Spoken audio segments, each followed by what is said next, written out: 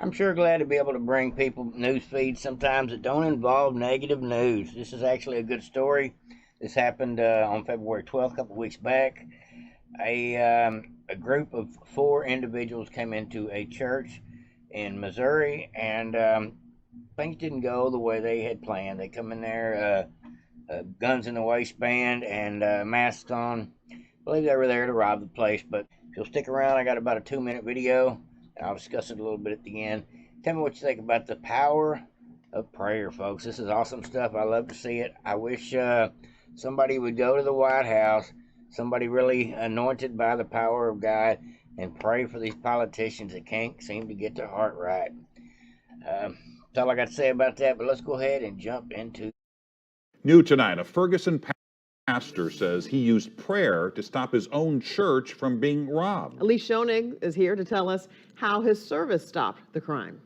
Pastor Marquela Futrell says he served as a St. Louis police officer for 10 years before serving the church. So when four masked men walked into his service on Super Bowl Sunday morning, his instincts and his prayers kicked in. In the purple, tell me your name. I can hear you. Pastor Marquela Futrell says the prayers were different during his February 12th Sunday service.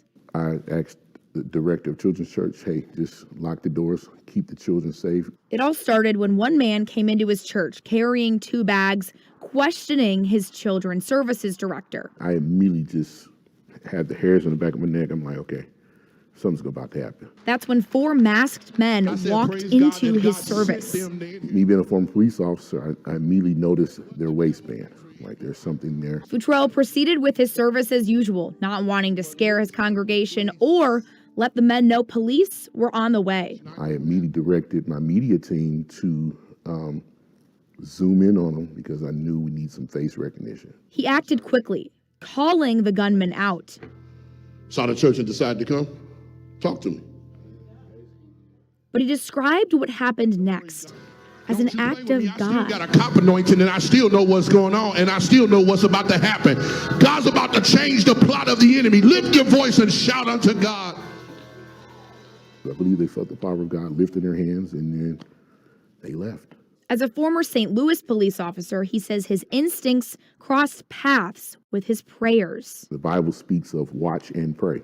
So while we're being spiritual, I'm also watching around trying to protect the congregants. He says he hopes this serves as a wake-up call to every pastor and every church. How is it going to look if there's an intruder? How do we protect our children? Background checks, all of the above. Thanks to video, Ferguson police confirms to me 4 men left in a black Dodge Charger with tinted windows, and they're still searching for them. Futrell tells me this incident has already made him and his congregation implement active shooting drills with its own children. Now that was an amazing video, folks. The pastor handled it in the very best of possible ways, and God had his hand in what was happening that day. Is the only way I know how to explain that. The men come in there with bad intentions and probably left there with a little bit of guilt and shame and even a little bit of acceptance. Who knows? Maybe some of these guys will be back to that church down the road.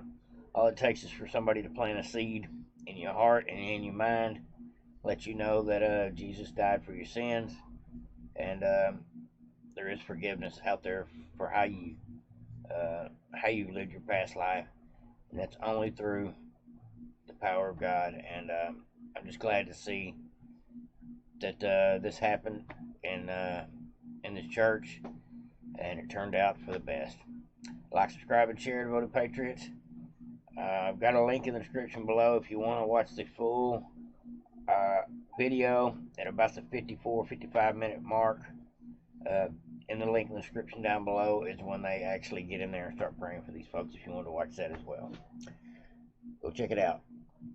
Over and out, folks.